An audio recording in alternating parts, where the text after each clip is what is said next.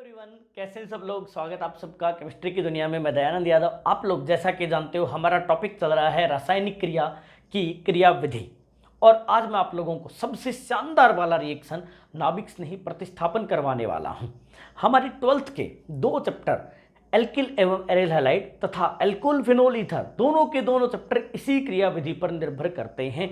इसीलिए जेई तथा नीट में हर साल कोई न कोई क्वेश्चन हमेशा SN1 तथा SN2 पर आधारित होता है, बल्कि मैं कहूंगा एक से ज्यादा प्रश्न हर बार SN1 तथा SN2 पर आते हैं। तो ये मैं जो बार बार कह रहा हूं SN, इसका मतलब क्या है, इसी पे बात करें तो हमारी आज की क्रियाविधि है SN।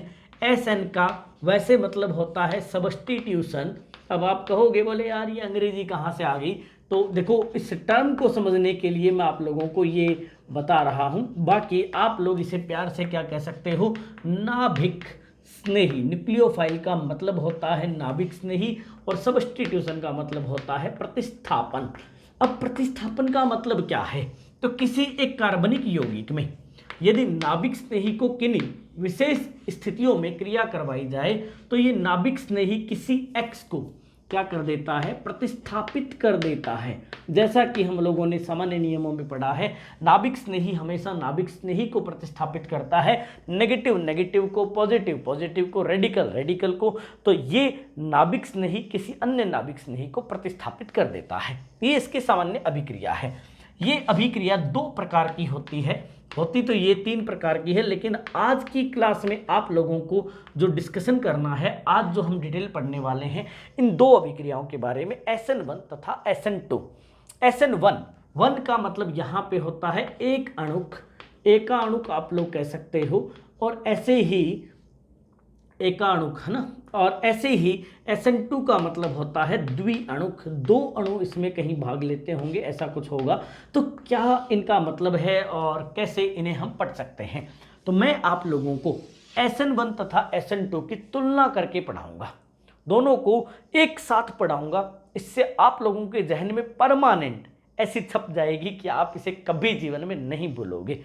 यदि एक एक करके पढ़ोगे तो डेटा याद करना पड़ेगा। यदि दो चीज़ों की तुलना कर ली जाए तो हमें पता है ये पूर्व में है और ये पश्चिम में है, तो ऐसे ही हम लोग क्या करते हैं, इधर ले लेते हैं SN1 और इधर ले लेते हैं SN2। शुरुआत करते हैं दोनों अभिक्रियाओं की उष्मागतिकीय तथा बलगतिकीय डेटा से। तो सबसे पहला जो हम सीखने वाले हैं ये है बलगतिकीय तथा उष्मागतिकीय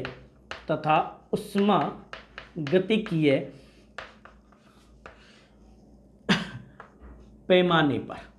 तो सबसे पहले हम लोग इन दोनों अभिक्रियाओं का तुलना करेंगे किस आधार पे, बलगतिकीय तथा उष्मागतिकीय पैमाने पर। मतलब हम काइनेटिक्स और थर्मोडायनेमिक्स दोनों से समझेंगे कि दोनों अभिक्रियाओं में क्या फर्क है। आप लोग जानते हो बलगतिकी के जो डेटा है उसमें हमारे लिए जो सबसे ज़्यादा इम्पॉर्टेंट है वो है वेग नियम। और वेग नियम कहता है कि एक्सपेरिमेंटली, प्रायोगिक रूप से किसी अभिक्रिया का वेग किन स्पीसीज पर, किन यौगिकों पर कितना निर्भर करता है। इस अभिक्रिया के प्रायोगिक जो आंकड़े हैं वो कहते हैं कि इस अभिक्रिया का वेग केवल और केवल क्रियाकारक की सांद्रता पर निर्भर करता है, जबकि नाभिक स्नेही का इससे कोई लेना देना नहीं है। जबकि दूसरी अभिक्रिया के प्रायोगिक आंकड़े कहते हैं कि इस अभिक्रिया की जो वेग है वो नाभिक स्नेही तथा क्रियाकारक दोनों की सांद्रता पर निर्भर करता है। जैसा कि आप लोगों ने बलगतिकी में पढ़ा है कि किसी एक अभिक्रिया में वेग नियम क्या कहता है, वहां से निर्धारित होता है वेग निर्धारक पद। यदि वेग नियम में यदि हमें दिख रहा है कि एक RX तथा एक NU नेगेटिव दो पार्टिसिपेट कर रहे हैं, इसका मतलब इसके वेग निर्धारक पद में ये दोनों अणु भाग लेंगे, जबकि इसके वेग निर्धारक पद में केवल ये एक अणु भाग लेगा। तो इन बलगति के डेटा से ही इनके नेम पड़े हैं। एकाणुक मतलब इसके वेग निर्धारक पद की अणुकता एक होगी, इसीलिए इसका वेग जो है, वेग नियम जो है वो कैसा आया, वेग समानुपाती RX। जबकि इसके वेग निर्धारक पद की अणुकता क्या होगी, 2 होगी, इसीलिए द्विअणुक है।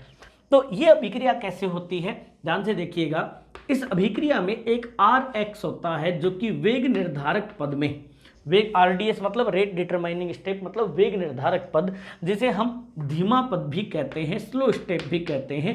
तो धीमे पद में विलायक की उपस्थिति में, जो कि प्रोटॉनिक विलायक होता है, तो एक ऐसा विलायक जो कि H धनायन देता हो, जैसे वाटर, जैसे लिक्विड अमोनिया etc, इसमें ये आयोनाइज हो जाता है, इसका आयनीकरण हो जाता है, जिसकी वजह से मध्यवर्ती कार्बोकैटायन का निर्माण होता है।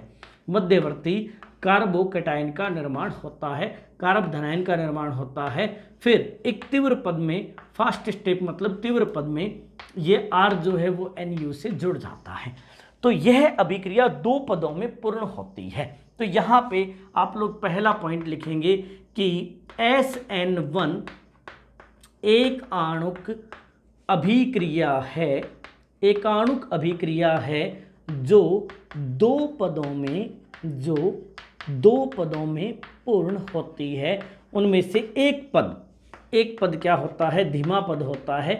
रासायनिक बलगतिकी में आप लोगों को सिखाया गया है कि धीमे पद की अणुकता से हम वेग नियम निर्धारित करते हैं, क्योंकि धीमे पद में सिर्फ और सिर्फ RX पार्टिसिपेट कर रहा था, यही एकमात्र अणु था, इसका एक मॉलिक्यूल यूज हो रहा था, इसीलिए वेग नियम में हमने सिर्फ और सिर्फ वेग किसके समानुपाती रखा? RX के समानुपाती रखा। अब दूसरी अभिक्रिया की बात करें तो इस वाली अभिक्रिया में क्या होता है? इस RX पे, ये जो अपना क्रियाकारक अणु है, इस पर नाभिक स्नेही आक्रमण करता है। इसका मतलब इसमें नाभिक स्नेही का काम कब आया? जब तीव्र पद आया, जब इसका आयनीकरण हो गया था। इसमें क्या होता है? शुरुआत में ही एक संक्रमण अवस्था बनती है, TS मतलब ट्रांजिशन स्टेट मतलब संक्रमण अवस्था, और ये एक ही पद में पूर्ण हो जाता है, मतलब ये नाभिक स्नेही जुड़ जाता है इस R पे, X नेगेटिव निकल जाता है, छोड़ने वाला ग्रुप चला जाता है।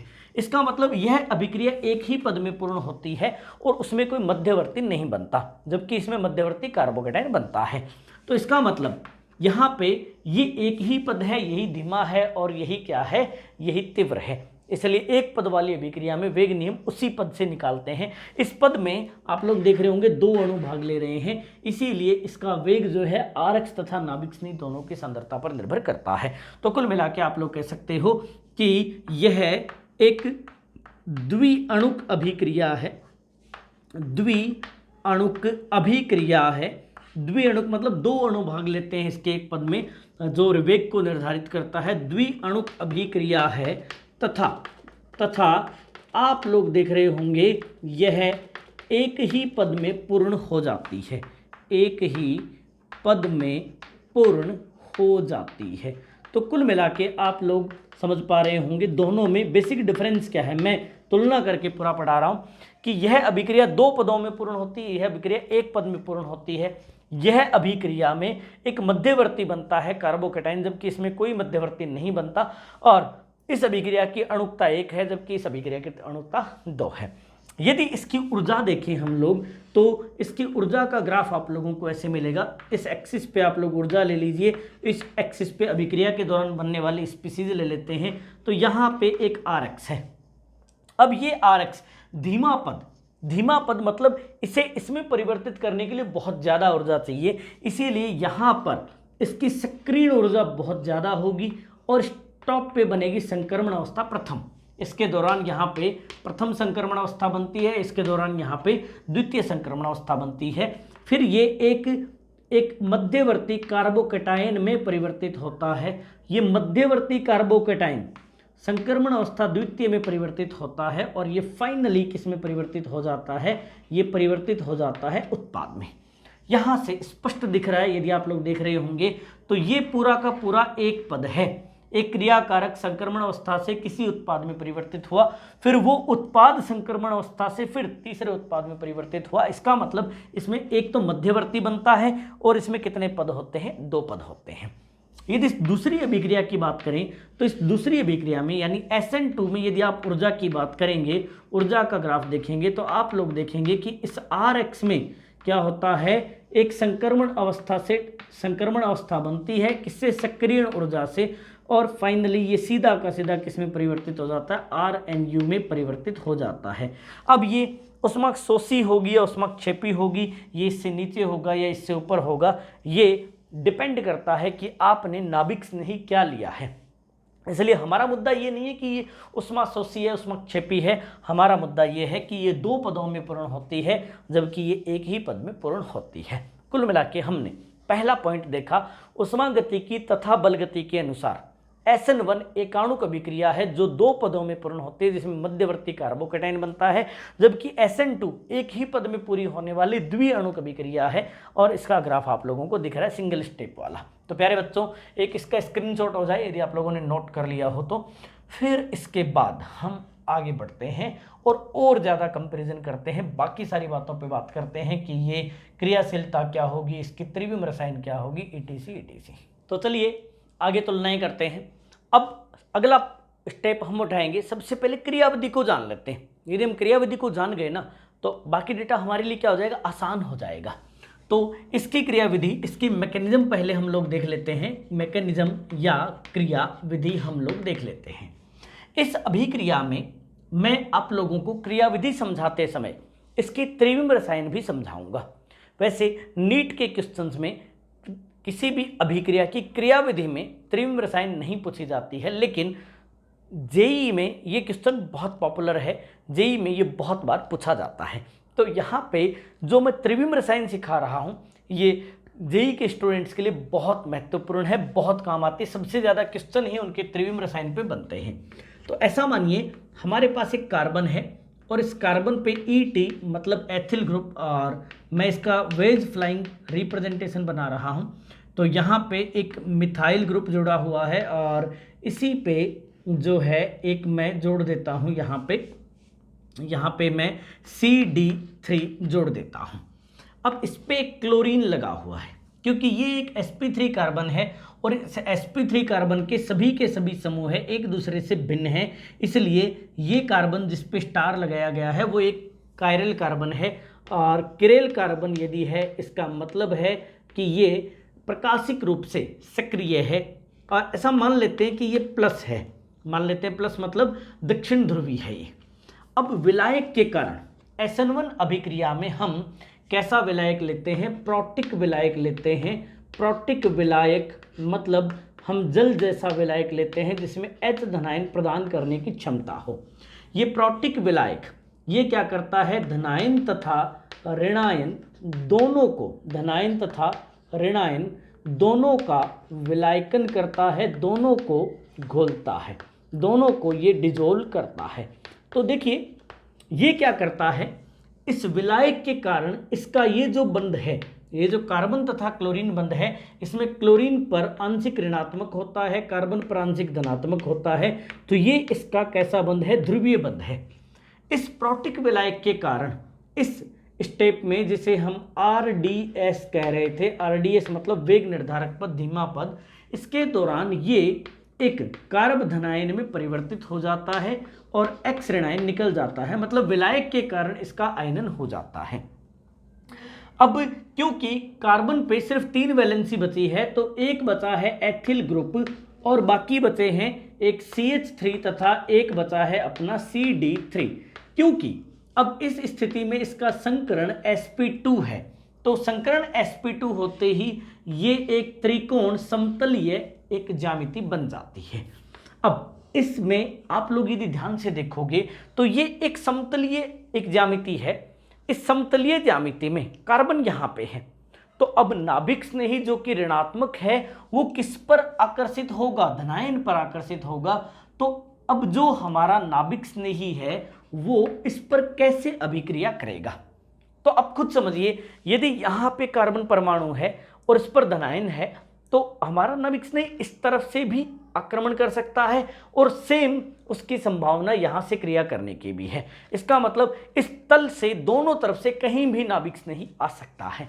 तो इसका मतलब है कि अब तो दोनों दरवाजे खुले इसके बेचारे के लिए, तो इस कार्बन पे कहीं से भी नाभिक स्नेही आ सकता है।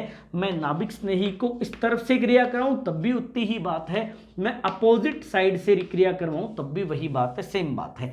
इसका मतलब दोनों स्थितियों पे विचार करते हैं हम लोग तो एक एथिल समूह है, जैसा CH3 है वैसा कैसे भी बना लीजिए, क्योंकि इसमें ऐसी कोई दिक्कत नहीं है। कैसे भी एक जगह आप लोगों ने यहाँ पर CH3 लगा दिया, यहाँ पे एक आप लोगों ने CD3 लगा दिया, अब इस पे यहाँ पे आप लोगों ने नाभिक नहीं लगा दिया।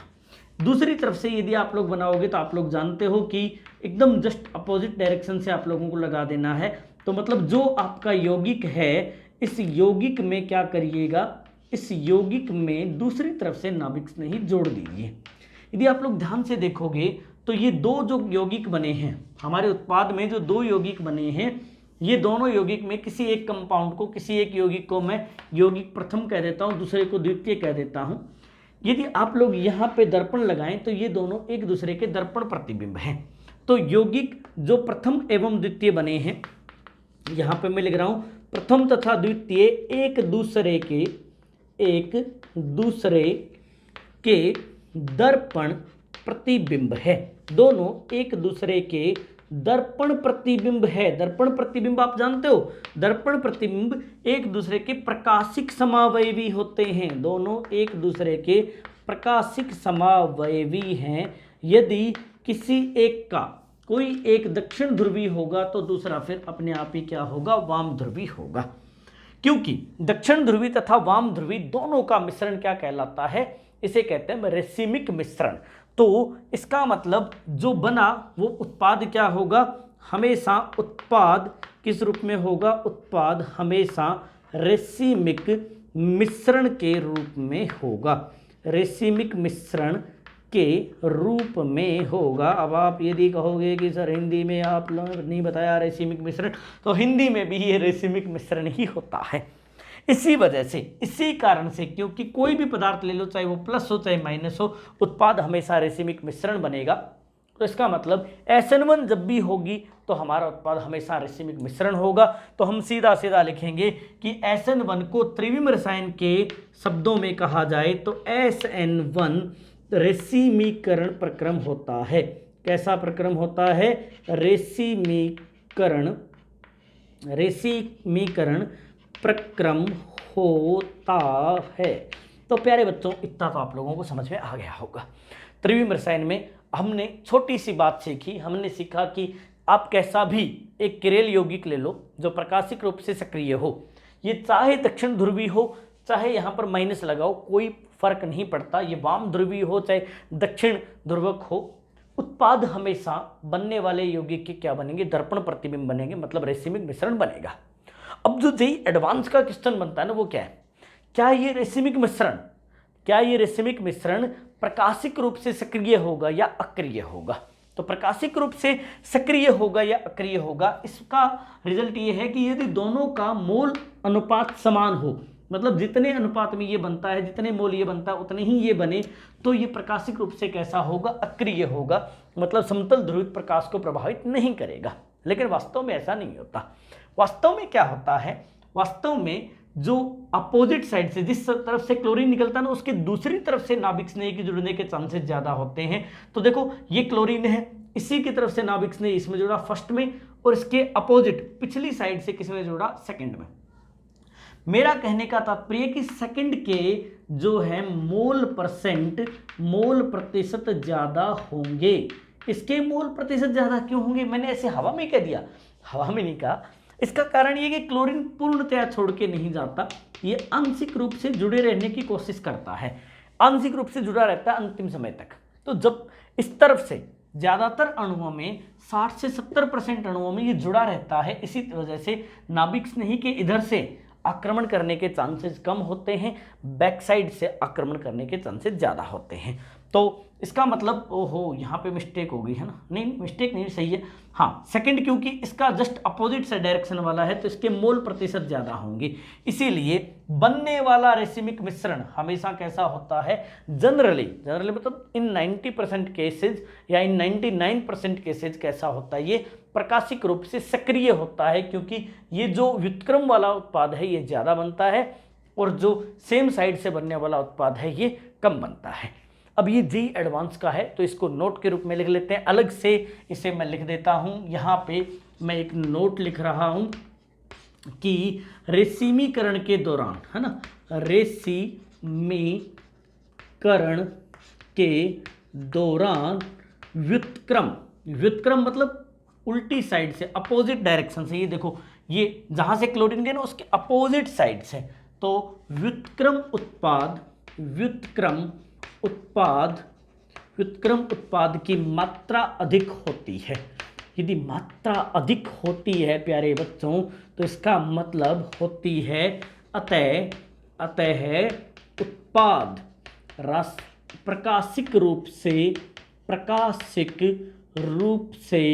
सक्रिय होता है, प्रकाशिक रूप से सक्रिय होता है। मैंने थोड़ा छोटा छोटा लिख दिया है, तो थोड़ा हम कोशिश कर लेंगे, थोड़ा सा मैं बोल बोल के लिखवा रहा हूँ तो आप बोल बोल के लिखवा रहा हूँ तो लिख लीजिएगा, ठीक। अब SN2 पे चलते हैं, SN2 की क्रियाविधि कैसे होती है ना, इसी से कंपेयर करते चलो। इस बार फिर से आप लोग क्या करो, एक हाइड्रोजन ले लो, एक तरफ ड्यूटेरियम ले लो, एक तरफ मैथिल समूह ले लो, और अब इस पे एक क्लोरीन ले लो। इस बार आप लोगों को ध्यान से देखना है, इस बार अप्रोटिक विलायक होता है। अप्रोटिक विलायक होने के कारण इसका आयनन नहीं होता है, इसका आयनन नहीं होता है। इसी वजह से एक नाभिक स्नेही इस पर पीछे की तरफ से, बैक साइड से, पीछे की तरफ से आक्रमण करता है। आक्रमण, पानीपत का युद्ध चल रहा है तो आक्रमण करता है। आक्रमण करने का मतलब है कि इसके एंटी बॉन्डिंग, इसके प्रतिबंधित मॉलिक्यूलर ऑर्बिटल या आणविक जो कक्षक हैं उनसे आकर्षित होता है, उनसे बंध बनाने की कोशिश करता है। इस दौरान आप लोग ये मानिए कि ये आंशिक रूप से बंध बना लेता है, किसके साथ, उस कार्बन के साथ, और सेम कार्बन पे, उसी कार्बन पे ये जुड़ा हुआ भी है, कौन, X, जो कि बेचारा जो है जिसका बंध क्या हो गया है, कंपैरेटिवली दुर्बल हो गया है। अब यहाँ पे ध्यान से देखना, ये भी क्रेल है और मैं मान लेता हूँ ये प्लस है, ये मान लेते हैं प्लस है। तो यहाँ पे एक ये जो आप देख रहे हो डी अंदर की तरफ है और एक बाहर की तरफ है, यूं, ये अंगूठी वाली जो है बाहर की तरफ है, ये अंदर की तरफ है, ये यूं जुड़े हुए हैं। तो ये जैसे ना वैसे के वैसे सीधे कर देता हूँ, बस ज़्यादा दिमाग मत लगाना अपना, सीधा सीधा सीधे कर दो। तो ये जैसे जैसे अंदर की तरफ था तो अंदर की तरफ किसे लगा दो, ड्यूटेरियम को, और ये बाहर की तरफ कौन था, मैथिल समूह था, तो इसे बाहर की तरफ लगा दो। ये है संक्रमण अवस्था। इस संक्रमण अवस्था में ये सभी के सभी समान तल में हैं और इसी वजह से इसका संक्रमण, ये पूछा जाता है, ये नीट का पॉपुलर क्वेश्चन है, इस कार्बन का संकरण क्या होता है। इस कार्बन का संकरण होता है, हाइब्रिडाइजेशन होता है sp2, क्योंकि ये सभी के सभी समान तल में है और इस त्रिकोण समतल पे दो बंध ऊपर और नीचे की तरफ बने हुए हैं एंटी बॉन्डिंग ऑर्बिटल से, ये वाला। तो यहाँ पे फिर क्या होता है, ये बंध, ये नाभिक स्नेही यहाँ पे बहुत प्रबल होता है, ये इतना ताकतवर होता है कि इसे निकाल देता है। तो इसी वजह से क्या होता है, ये एक्स रेनाइन निकल जाता है। देखने में लगता है कि ये एक पद है और ये एक पद है, ये दो पद नहीं है, ये संक्रमण अवस्था है। यदि आप SN1 में देखोगे तो ऐसी संक्रमण अवस्था इसके दौरान भी, यहाँ से यहाँ आते टाइम भी एक संक्रमण अवस्था बनी थी और यहाँ से यहाँ आते टाइम भी एक संक्रमण अवस्था बनी थी। हमने दिखाई नहीं, वो एक अलग बात है, हम दिखाते तो ये पूरा बोर्ड भर जाता। दो संक्रमण अवस्थाएं यहाँ भी आई थी। तो संक्रमण अवस्था कोई मध्यवर्ती नहीं होता, इसका मतलब ये एक ही पद है, यहाँ से लेकर यहाँ तक जैसे एक ही पद है वैसे ये भी एक ही पद है और तुरंत प्रभाव से क्या होगा, एक्स रेनाइन निकल जाएगा और इस कार्बन पे, अब ध्यान से देखिएगा, ये मैंने नाभिक ने ही जोड़ दिया है। ये जैसी थी ना दो लाइनें, मैं कह रहा था ये अंदर वाला ड्यूटेरियम है और बाहर वाला मैथिल, जैसे ना वैसे सीधा किया था आपने, वैसे उधर कर दो उल्टा। तो अब कर दीजिए उल्टा, तो यहाँ पे क्या आ गया है, ड्यूटेरियम आ गया है और यहाँ पे कौन आ गया, मैथिल। यदि आप लोग दिमाग नहीं लगाना चाहते हो एग्जाम में तो सीधा सोच लो, जो डैश पे है उसे डैश पे रहने दो, जो वेज पे है उसे वेज पे रहने दो, जैसे है वैसे के वैसे पलट के दूसरी साइड कर दो, बस खत्म बात। अब एक बहुत महत्वपूर्ण क्वेश्चन आप लोगों से पूछने जा रहा हूं और मैं गारंटी से कह सकता हूं कि इस क्वेश्चन का आंसर जिसने दे दिया उसका जेई पक्का होने वाला है क्लियर, और वो भी रैंक के साथ, AIR के साथ। क्वेश्चन क्या है, ध्यान से देखिएगा, क्वेश्चन क्या है ध्यान से देखिएगा। यदि ये क्रिया कारक प्लस है, प्लस मतलब दक्षिण ध्रुवी है, यदि क्रिया कारक, मैं सीधा R लिख रहा हूं, यदि क्रिया कारक दक्षिण ध्रुवी है, प्लस है, तो उत्पाद कैसा होगा, उत्पाद कैसा होगा? ये क्वेश्चन है और मैं गारंटी से कह रहा हूं जिसने आंसर दे दिया ना, मतलब इसका मतलब मान के चलो वो रैंक लेके आएगा। पहला है वो प्लस ही होगा, दूसरा है वो माइनस होगा, तीसरा है वो प्लस माइनस मिश्रण होगा। मैंने पूरी मैकेनिज्म करवा दी है, आप लोग इससे कर सकते हो। चौथा है निर्धारित नहीं कर सकते, निर्धारित नहीं कर सकते। कमेंट सेक्शन में फटाफट से आप लोग इसका आंसर दे दीजिए 1 2 3 4 की फॉर्म में, और इसका आंसर फिर मैं भी बताऊंगा। तो वेट करते हैं, और यदि आप लोग वीडियो देख रहे हो तो इसको रोक के खुद का आंसर दीजिए, खुद को तय कर दिए कि आप लोग कितना सही सोच पाए। पता ये क्वेश्चन आया हुआ है जी एडवांस में, और इसका परफेक्ट आंसर क्या है पता है? इसका परफेक्ट आंसर क्या है? 4th, निर्धारित नहीं कर सकते। मजा आ गया यार, मतलब ये कैसे हो सकता है? हमने तो प्लस का माइनस दे दिया ना। यदि ये प्लस है तो इसका दर्पण प्रतिबिंब यहाँ बना, यदि आप ढंग से देखोगे तो ये जो है इसे यहाँ रख लो, इसका दर्पण प्रतिबिंब यहाँ बना, तो प्लस का माइनस होना चाहिए ना। इस SN2 को मैं आपको बता दूं, SN2 को मैं यहाँ लिखवा रहा हूँ और ये परफेक्टली है। SN2 को व्युत्क्रमण या व्युत्क्रम प्रक्रम कहते हैं, व्युत्क्रमण प्रक्रम कहते हैं, इसे व्युत्क्रमण प्रक्रम कहते हैं। व्युत्क्रम प्रक्रम मतलब व्युत्क्रम कर देता है, मतलब प्लस को माइनस कर देता है, माइनस को प्लस कर देता है, लेकिन आंसर निर्धारित नहीं कर सकते। ये कैसे हुआ? ये इसलिए हुआ कि किसी भी एक यौगिक के प्रकाशिक गुण को, ऑप्टिकल कैरेक्टर्स को आप सैद्धांतिक रूप से कॉपी या बोर्ड पर निर्धारित नहीं कर सकते। यदि किसी यौगिक का आप लोगों को प्रकाशिक गुण निर्धारित करना है तो आप लोगों को प्रायोगिक डेटा चाहिए। तो ये एक यौगिक था और इसका प्रायोगिक रूप से निर्धारित किया हुआ है कि ये दक्षिण ध्रुवी है। यदि इसका दर्पण प्रतिबिंब बनाओगे सैद्धांतिक रूप से तो मैं 100% कहूंगा वो वाम ध्रुवी होगा, वो नेगेटिव होगा। लेकिन क्या इस यौगिक का ये दर्पण प्रतिबिंब है? देखो यहां क्रियात्मक समूह क्लोरीन है और यहां क्रियात्मक समूह OH, साइनाइड, ब्रोमीन, आयोडीन, पता नहीं कौन है, हम जानते ही नहीं कौन है। तो क्या ये और ये यौगिक दोनों का अणुसूत्र समान है? समावयवी। यदि ये प्रकाशिक समावयवी होते तो इनका अणुसूत्र निश्चित रूप से समान होता, लेकिन क्या इनका अणुसूत्र समान नहीं? और समावयवता का तो पहला नियम ही है कि क्या होना चाहिए? अणुसूत्र समान होना चाहिए। तो इन दोनों का अणुसूत्र जब समान नहीं है तो ये समावयवी कैसे हो सकते हैं? और यदि समावयवी नहीं है तो प्लस का माइनस आप कैसे कर सकते हो? क्योंकि ये एक नया यौगिक है, हम नहीं जानते इस यौगिक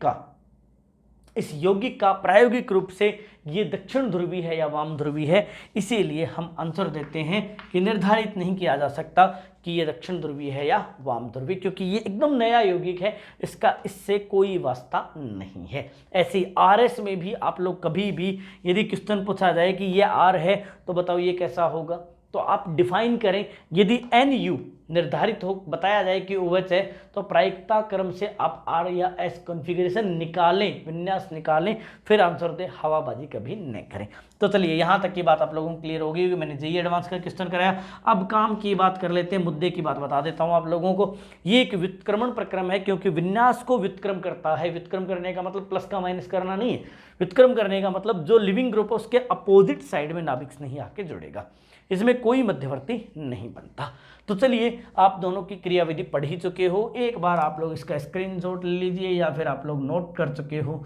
तो प्यारे देशवासियों, प्यारे बच्चों, अब अगला कदम बढ़ाते हैं और तुलनात्मक रूप से इनकी क्रियाशीलता देखते हैं, कौन किसमें कितनी क्रियाशील होगा।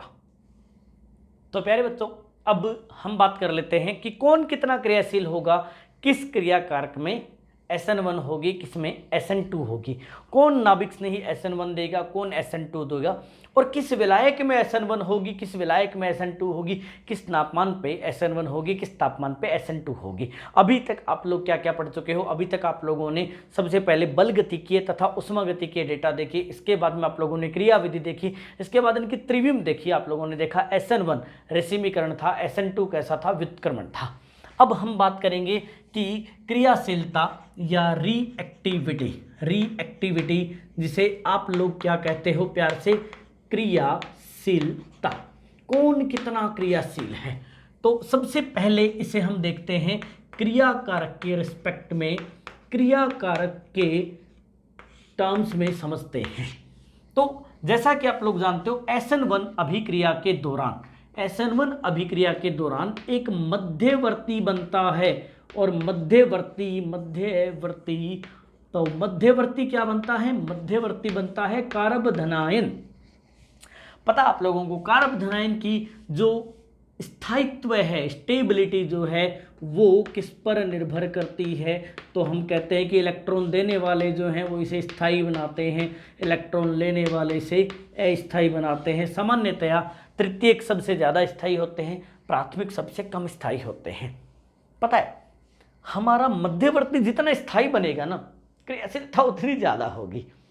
ऐसा हम लोग ऊष्मागतिकी में पढ़ते हैं कि एक अभिक्रिया, एक क्रियाकारक जब उत्पाद में परिवर्तित होता है, उत्पाद ऊष्मागतिकीय रूप से जितना ज़्यादा स्थायी होगा, अभिक्रिया के होने के चांसेस उतने ज़्यादा होंगे। तो इसमें भी यही है। ऐसा मानिए कि हमारे पास 3 अलग अलग अभिक्रियाएं हैं। इस अभिक्रिया में मध्यवर्ती ये बना, इस अभिक्रिया में मध्यवर्ती ये बना, इस अभिक्रिया में मध्यवर्ती ये बना। ध्यान से देखना, ये पहला ही पद ले रहा हूँ, ये मध्यवर्ती बन रहे हैं। ये मध्यवर्ती प्रथम अभिक्रिया का है, ये मध्यवर्ती द्वितीय अभिक्रिया का है, ये मध्यवर्ती तृतीय अभिक्रिया का है। देखो जो यहाँ पर हम क्या ले रहे हैं, पोटेंशियल एनर्जी, मतलब हम कौन सी ऊर्जा ले रहे हैं? हम इन अणुओं की ऊर्जा ले रहे हैं। तो देखिए IM1 जो इंटरमीडिएट 1 है, जो मध्यवर्ती 1 है, इसमें लगने वाली ऊर्जा सबसे कम है, इसीलिए इसके कंपैरेटिवली IM2 में ज़्यादा लग रही है, IM2 में 3 लग रही है। तो आप लोगों को यदि सब्जी की दुकान पे जाओ, टमाटर खरीदने हो, और 3 दुकानें आपको दिखे, तीनों पे बढ़िया टमाटर हैं, एक जैसी क्वालिटी के टमाटर हैं, लेकिन एक 5 रुपये किलो दे रहा है, एक 15 रुपये किलो दे रहा है, एक 30 रुपये किलो दे रहा है, तो आप किससे खरीदोगे? 5 रुपये वाले से। भैया वो ठीक है ना, क्वालिटी तो सेम है। तो सेम जब अभिक्रिया में एक से ज़्यादा मध्यवर्ती बनने के चांसेस हों, तो अभिक्रिया हमेशा उसे चूज करती है जिसमें सबसे कम ऊर्जा लगे। तो कुल मिला के इसका मतलब जितना ज़्यादा स्थायी मध्यवर्ती होगा, अभिक्रिया होने के चांसेस उतने ही ज़्यादा होंगे। तो हम यहाँ पे लिखेंगे कि रिएक्टिविटी या क्रियाशीलता ऑफ SN1 कितनी होगी? स्थायित्व है किसका स्थायित्व भैया? स्टेबिलिटी ऑफ कार्बोकेटायन, कारबधनायन की स्थायित्व कितना है, उतनी ज़्यादा क्या होगी? क्रियाशीलता होगी। इसका मतलब जो क्रियाशीलता क्रम होगा, वो क्या होगा? तृतीयक में सबसे ज़्यादा, द्वितीयक में उससे कम, प्राथमिक में सबसे कम। क्योंकि जब तक अभिक्रिया में एक RH जो है कारबधनायन में परिवर्तित नहीं हो जाएगा, तब तक SN1 का कोई सीन ही नहीं होगा। तो हम चाहते हैं कि ये इतना स्थायी बने कि अभिक्रिया यहाँ से यहाँ सट से हो जाए। इसका मतलब क्रियाशीलता क्रम क्या रहेगा? SN2 में केस क्या था? SN2 में केस ये था कि एक मध्यवर्ती नहीं बनता था, जबकि एक नाभिक स्नेही जो है वो पीछे की तरफ से आक्रमण करता था। इसी कार्बन पे क्यों आक्रमण करता था? क्योंकि इसी पर आंशिक धनायन था। अब ये नाभिक स्नेही बैंक चोर है और ये बैंक लूटने के लिए आया। तो फ्रंट में इस तरफ यदि आप देखोगे तो गार्ड बैठा है, तो गार्ड की तरफ से इसका आना मुश्किल है, क्योंकि गार्ड यहाँ पे बंदूक लिए बैठा, खट खट खट मार देगा। तो नाभिक स्नेही का क्या चाहेगा? पीछे वाले गेट से आना चाहेगा। अब पीछे वाले गेट पे यदि हल्का लोक हो तो वो आ जाएगा ना। मतलब यहाँ पर इसे आने के लिए क्या चाहिए? स्थान चाहिए। इसे क्या चाहिए? फ्री स्पेस चाहिए, स्थान चाहिए। तो इस स्थान के हिसाब से यदि यहाँ पर ये टुच्चे से छोटे छोटे से एटम है, छोटे छोटे से ताले लगा रखे हैं, तो ये इधर से आ जाएगा। अब सोचो आप क्या कर लेते, इसी कार्बन पे यहाँ पे ये बड़े बड़े एथिल ग्रुप लगा दिए, ये मैथिल ग्रुप लगा दिए, और इस तरह से आप लोगों ने इसे पीछे वाले गेट को क्या कर दिया? लॉक कर दिया। ये बड़ा सा ले लिया आप लोग ने। अब यदि आप देखोगे तो इस कार्बन पर पॉजिटिव तो है, लेकिन इस पर नेगेटिव है। लेकिन एक नाभिक स्नेही, ध्यान से देखना, एक नाभिक स्नेही बेचारा आएगा कहाँ से? नाभिक स्नेही आना चाहता है, लेकिन स्थान ही नहीं है। यदि स्थान नहीं है तो फिर नाभिक स्नेही इधर से, तो ये ऋणायन इससे क्या कर रहा है? प्रतिकर्षित कर रहा है। यहाँ पर आने का स्थान नहीं है, तो ये अणु कभी SN2 नहीं देगा, जबकि ये अणु SN2 देगा। इसका मतलब SN2 में मध्यवर्ती कोई नहीं बनता, स्थायित्व कुछ नहीं है। SN2 में मायने ये रखता है कि पीछे से आक्रमण करने के लिए स्थान कितना है। तो हम बात करेंगे यहाँ पे, यदि हम लोग कंपेयर करें तो हम कहेंगे रिएक्टिविटी मतलब क्रियाशीलता, रिएक्टिविटी टूवर्ड्स मतलब किसकी तरफ, SN2 की तरफ क्या होगी, 1 स्टेरिक क्राउड मतलब स्टेरिक रूप से कितना क्या है, स्पेस है, फ्री स्पेस कितना है, जितना स्टेरिक क्राउड जितना ज़्यादा होगा, इसे कहते हैं क्राउड ट्रैफिक, जितना ज़्यादा ट्रैफिक होगा गाड़ी आने में उतना ही क्या होगा, मुश्किल होगा। तो रिएक्टिविटी टुवर्ड्स SN2 किस पे डिपेंड करती है, स्टेरिक क्राउड जितना कम होगा उतनी ज़्यादा क्रियाशीलता, और सबसे कम ये किस में होती है, प्राथमिक में होती है, सबसे अधिक किस में होती है, तृतीयक में, और इससे भी ज़्यादा आप लोग कह सकते हो CH3 में। तो इसका मतलब दोनों का उल्टा है, मतलब यदि सीधा सीधा देखा जाए ना तो तृतीयक क्या देगा, तृतीयक देगा SN1, प्राथमिक क्या देगा SN2, द्वितीयक बॉर्डर लाइन है वो दोनों दे सकता है। तो अब हम द्वितीयक के लिए कैसे डिसाइड करेंगे, तो द्वितीयक के लिए हम लेंगे दूसरा फैक्टर। तो नेक्स्ट जो फैक्टर है प्यारे बच्चों, फर्स्ट फैक्टर आप लोगों को समझ में आ गया होगा, सेकंड फैक्टर पे काम करते हैं, और सेकंड फैक्टर जो है वो है अपना नाभिक स्नेही। सबसे पहली बात, SN1 में हम लोगों ने वेग नियम पढ़ा था, rate proportional to RX only, जबकि इसमें हम लोगों ने पढ़ा था rate proportional to RX and नाभिक स्नेही, दोनों पे निर्भर करती है। बात सांद्रता की नहीं है, बात यह है कि इसमें नाभिक स्नेही खुद X को प्रतिस्थापित करता है, जबकि इसमें नाभिक स्नेही प्रतिस्थापित नहीं करता, इसमें विलायक इसे क्या करता है, तोड़ देता है। नाभिक स्नेही तो लेट आता है, शाम को आता है ना। तो इसका मतलब यहाँ पर नाभिक स्नेही का प्रबल होना अनिवार्य है, जो प्रबल होगा तो वो प्रतिस्थापित करेगा, नहीं तो नहीं कर पाएगा। यह नाभिक स्नेही दुर्बल या प्रबल कैसा भी हो सकता है।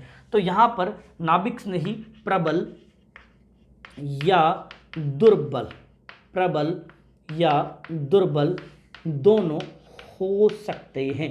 जनरली क्या होता है मैं आप लोगों को बताऊं कि जनरली विलायक जो है वही नाभिक स्नेही का काम करता है, लेकिन यहाँ पे नाभिक स्नेही का प्रबल होना, प्रबल, थोड़ी हैंड राइटिंग अच्छी नहीं आ रही तो आप लोग जो है देख पा रहे होंगे, थोड़ा मैं छोटा छोटा लिख रहा हूँ क्योंकि कंपैरिजन करते टाइम क्या डेटा बहुत हो जाता है ना, तो थोड़ा छोटा लिख रहा हूँ, तो थोड़ा मैनेज कर लेना, अगली बार थोड़ा बड़ा लिखेंगे। नाभिक स्नेही का प्रबल होना अनिवार्य है, यदि दुर्बल हुआ तो फिर वो SN2 तो नहीं देगा। एक तरीका तो ये हो सकता है कि यदि प्रबल नाभिक स्नेही है, बहुत प्रबल है और द्वितीयक है, तो SN2 होने के चांसेस ज़्यादा हैं, SN1 होने के चांसेस कम हैं।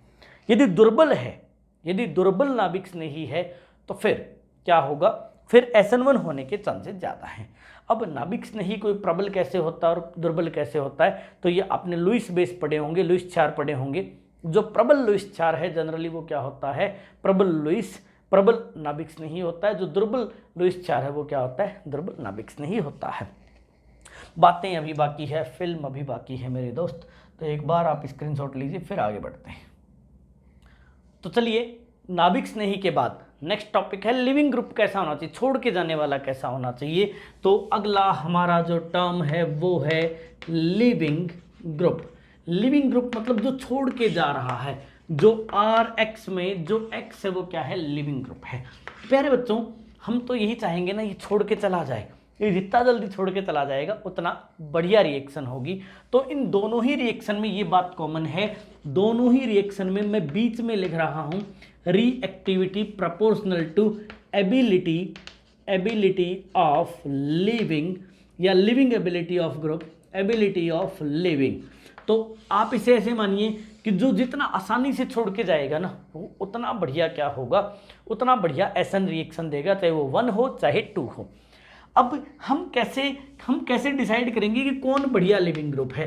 तो हमेशा क्या होता है, कौन कितना आसानी से छोड़ के जाएगा, कौन कितना आसानी से छोड़ के जाएगा, ये निर्भर करता है कि वो कितना दुर्बल चार है। तो उसकी क्या देख लो, बेसिक स्ट्रेंथ देख लो, उसकी क्या देख लो, क्षारीय क्षमता देख लो। तो बेसिक स्ट्रेंथ देख लो उसकी, जैसे देखिए आप लोग ऐसे मानिए HF, HCl, HBr, HI। जब भी आप क्षार देखो ना इनऑर्गेनिक कंपाउंड्स का, तो हमेशा आप एसिडिक देखो पहले। तो इनकी अम्लीय जो स्ट्रेंथ है, यदि आप लोग इनकी अम्लीय क्षमता या सामर्थ्य देखोगे तो अम्लीय सामर्थ्य की बात करें तो HF की तुलना में HCl की तुलना में HBr की तुलना में HI प्रबल होगा। किसी प्रबल अम्ल का क्षार हमेशा दुर्बल होता है, तो क्षारीय जो गुण होंगे, क्षारीय जो सामर्थ्य होगा वो जस्ट अपोजिट होगा। ये इनके कॉन्जुगेट बेस का, ये इनके संयुग्मी क्षार की क्षारीय सामर्थ्य है। तो प्यारे बच्चों, इसका मतलब सबसे प्रबल कौन है? फ्लोराइड। सबसे दुर्बल कौन है? आयोडाइड। जो जितना दुर्बल है वो उतना बढ़िया लिविंग ग्रुप है। इसका मतलब यदि आप RCl ले रहे हो, RBr ले रहे हो, RI ले रहे हो, RF ले रहे हो, तो इनकी क्रियाशीलता का क्रम ये होगा। क्योंकि छोड़ के जाने वाला ग्रुप सबसे बढ़िया किसमें है? ये क्रियाशीलता क्रम है किसके लिए? SN अभिक्रिया के लिए। तो प्यारे बच्चों, SN अभिक्रिया के लिए जो क्रम होगा वो SN1 के लिए भी यही होगा, SN2 के लिए भी यही होगा, दोनों के लिए सेम होगा। समझ में आ रही बात? तो इसका मतलब लिविंग ग्रुप तो दोनों में सेम काम कर रहा था। अब चलते हैं कि विलायक कैसा होना चाहिए। पता है, यदि आपको SN1 SN2 समझ में नहीं आ रहा ना एग्जाम में, तो आप विलायक देख लो। किसके केस में? सेकेंडरी के केस में, क्योंकि सेकेंडरी सबसे कॉम्प्लेक्स है, क्योंकि सेकेंडरी के होने के चांसेस SN1 SN2 में समान होते हैं। तो अगला हमारा जो टर्म है वो है विलायक। विलायक कैसा होना चाहिए? कहते हैं कि इसमें प्रोटिक ध्रुवीय विलायक अच्छे रहते हैं, बशर्ते कि आप SN1 ले रहे हो। जबकि आप यदि इधर आओगे तो यहाँ पर अध्रुवीय या ध्रुवीय अप्रोटिक विलायक होने चाहिए, ऐसा कहते हैं। क्यों कहते हैं भैया? यहाँ हर बात का कारण होता है। यहाँ प्रोटिक ध्रुवीय विलायक होना चाहिए और क्रियाशीलता SN1 के प्रति उतनी ही ज़्यादा होगी जितनी ध्रुवीयता होगी किसकी? विलायक की। विलायक जितना ज़्यादा ध्रुवीय होगा उतनी ज़्यादा क्या होगी? क्रियाशीलता होगी। क्यों ऐसा? यहाँ जबकि क्या होता है, यहाँ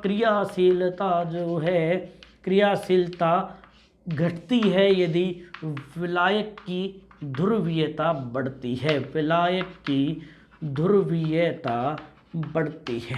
देखिए क्या फ़र्क है, दोनों में फ़र्क क्या है? फ़र्क ये है, इसको मैं यहाँ पे एक्सप्लेन कर रहा हूँ, ध्यान से देखिएगा। मैं यहाँ पे विलायक को डिटेल में समझा रहा हूँ। यदि आपका यौगिक ध्रुवीय विलायक में रखा जाएगा तो ध्रुवीय विलायक के उदाहरण होते हैं अपने कौन कौन से? H2O है ना, लिक्विड अमोनिया, ऐसे ही अल्कोहल, ये सब कैसे हैं? ये सब के सब ध्रुवीय विलायक हैं। इन ध्रुवीय विलायकों की खास बात क्या होती है? धनायन तथा ऋणायन दोनों का विलायकीकरण करते हैं। तो यदि एक RX आप लोग लोगे जिसमें यहाँ पर पार्शियल नेगेटिव और पार्शियल पॉजिटिव है, तो ये जो विलायक के अणु हैं, जैसे पानी ले लीजिए, तो ये पानी में जो हाइड्रोजन है वो धनायनिक होते हैं। तो ये नन्हे जो दिख रहे हैं ना, ये धनायन है। तो ये इस X को क्या करेंगे? आकर्षित करेंगे, और ये आकर्षित कर करके इसे अपनी तरफ खींच के ले जाएंगे। जबकि ऑक्सीजन जो है वो इस धनायनिक पार्ट को आकर्षित करेंगे और धीरे धीरे इसको ले जाएंगे। तो सरल सी बात है, जितना ज़्यादा ध्रुवीय विलायक होगा इस बंध के टूटने के चांसेस उतने ज़्यादा होंगे, पहली बात। दूसरी बात, मतलब आयनीकरण आसान होगा। दूसरी बात, पहला कारण समझ में आया? पहला कारण क्या है कि ध्रुवीय विलायक क्या करते हैं? आसानी से आयनीकरण करते हैं, और आयनीकरण ही तो करवाना है, आयनीकरण करते हैं। दूसरी बात ये बनने वाले मध्यवर्ती कार्बधनायन का विलायकीकरण द्वारा स्थायित्व बढ़ाते हैं, स्थायित्व बढ़ाते हैं। इसका मतलब जब RX किस में परिवर्तित होगा, R में परिवर्तित होगा, तो इस R के चारों तरफ जल क्या कर लेगा, परतें बना लेगा, इस पे बंद बना लेगा और इसका स्थायित्व कर देगा। हम ये तो चाहते थे। अभी हम जब ग्राफ पढ़ रहे थे तो जितना स्थायी कार्बोधनाइन था ग्राफ उतना नीचे था, तो इसका मतलब आवश्यक रूप से जो हमें सक्रिय ऊर्जा चाहिए थी वो उतनी कम हो गई थी। तो इसका मतलब है कि बात सीधी सी है कि कार्बोधनाइन जितना स्थायी होगा अभिक्रिया होने के चांसेस उतने ज़्यादा होंगे। यहाँ अध्रुवीय क्यों चाहिए भैया? यहाँ अध्रुवीय इसलिए चाहिए क्योंकि हमारा RX एक संक्रमण अवस्था में परिवर्तित होता है, और संक्रमण अवस्था कैसी होती है, अनचार्ज्ड होती है। अनचार्ज्ड मतलब इस पर आवेश नहीं होता। यदि इस पर आवेश नहीं होता तो ये तो जो ध्रुवीय विलायक होते हैं इनमें तो आवेश वाले अणु होते हैं। जैसे H2O में यहाँ पर ये माइनस है, यहाँ पे प्लस है, तो यहाँ पे तो जब जल अणु होगा तो जल अणु की संरचना तो ये होगी कि एक तरफ माइनस और एक तरफ प्लस। लेकिन अध्रुवीय या अप्रोटिक विलायकों में ऐसा बहुत बहुत कम होता है, आवेश बड़े कम होते हैं। इसी वजह से ये अध्रुवीय चीज़ों को भी विलायकीकरण कर लेते हैं। तो SN2 में क्योंकि हमारी संक्रमण अवस्था कैसी बनी, अध्रुवीय बनी, तो यहाँ पे मैं यहाँ लिख रहा हूँ कि अध्रुवीय संक्रमण अवस्था का विलायकीकरण कौन कर सकता है? अध्रुवीय विलायक आसानी से करते हैं। इसका मतलब यहाँ पे अध्रुवीय प्योर नॉन पोलर प्योर अध्रुवीय लेना चाहिए, लेकिन हम लेते प्राय ध्रुवीय हैं। ध्रुवीय इसलिए लेते हैं ताकि नाभिक स्नेही उसमें घुल सके। यदि आपने शुद्ध अध्रुवीय ले लिया तो नाभिक स्नेही पर तो आवेश है ना, वो कैसे घुलेगा, तो वो नहीं घुल पाएगा। इसलिए हम ध्रुवीय लेते हैं ताकि नाभिक स्नेही घुल सके और नाभिक स्नेही तथा RX के बीच में क्या हो सके, संघटन हो सके, कोलिजन हो सके। तो अब अंतिम बचा है, और अंतिम है हमारा टेम्परेचर। तो मैं यहाँ पे टेम्परेचर या तापमान को लिख रहा हूँ। तापमान में हम सीधा लिखेंगे निम्न ताप। बस इतनी सी बात को आपको याद रखना है। निम्न ताप दोनों के लिए, SN1 तथा SN2 के लिए, मतलब आप लोगों को सीधा सीधा याद रखना है कि यदि आपको प्रतिस्थापन अभिक्रिया करवानी है तो आपको तापमान कम रखना चाहिए, क्योंकि अधिक ताप होने पर प्रतिस्थापन की बजाय विलोपन अभिक्रियाएं होने लगती है। मतलब इसी RX में यदि आप उच्च ताप ले लोगे तो ये RX जो है एल्कीन में परिवर्तित हो जाएगा, इसमें विलोपन अभिक्रिया हो जाएगी, बीटा विलोपन। अब ये कैसे होगी ये तो हम आगे पढ़ेंगे डिटेल में, लेकिन अब एक मोटा मोटी आप समरी देख लीजिए। SN1 तथा SN2 को कंपेयर करें तो सीधा 3 शब्दों में सीधा तृतीयक हमेशा SN1 देंगे, प्राथमिक हमेशा SN2 देंगे, द्वितीयक SN1 तथा SN2 दोनों दे सकते हैं। लेकिन यदि ध्रुवीय विलायक होता तो द्वितीयक क्या देता, SN1। यदि अध्रुवीय विलायक होगा तो ये क्या देगा, SN2। लिविंग ग्रुप तो चाहे SN1 हो SN2 हो, जितना बढ़िया लिविंग ग्रुप उतनी बढ़िया अभिक्रिया। तापमान हमेशा निम्न होना चाहिए, उच्च ताप पर विलोपन होता है। SN1 रेसिमीकरण है, SN2 व्युत्क्रम है, ठीक, व्युत्क्रमण है। SN1 एक 2 पदों में पूर्ण होने वाली एकाणुक अभिक्रिया है, SN2 एक पद में पूर्ण होने वाली द्विअणुक अभिक्रिया है। SN1 में क्योंकि कार्बोधनाइन मध्यवर्ती बनता है इसलिए इसमें रीअरेंजमेंट पुनर्विन्यास की पूर्ण संभावना होती है, जिसे हम अगली क्लास में क्वेश्चंस में देखेंगे। जबकि SN2 में कोई मध्यवर्ती नहीं बनता, इसलिए पुनर्विन्यास की कोई संभावना नहीं है। अब कौन कौन से न्यूक्लियोफाइल हो सकते हैं, कैसे कैसे एग्जाम्पल्स हो सकते हैं, कहाँ कहाँ आपको SN1 लेनी है, SN2 लेनी है, विलोपन लेना है ना, तो ये सारी कहानी क्वेश्चन से समझ में आएगी। तो अगली क्लास में इससे और ज़्यादा डेप्थ में जाके सीखेंगे। तो प्यारे बच्चों आज के लिए इतना ही, आज काफ़ी समय हो गया है, तो अगली क्लास में फिर मिलते हैं। उम्मीद है आप लोगों ने आज की क्लास को बहुत इन्जॉय किया होगा। हम ऐसे ही खेलते कूदते और आगे बढ़ेंगे और इन्जॉय करेंगे। Thank you very much, bye bye. इसका एक स्क्रीनशॉट आप लोग ले लीजिएगा ताकि आप लोगों को ये सारी बातें याद रहे, आप लोग अपनी कॉपी में प्यार से इसे नोट कर सकें।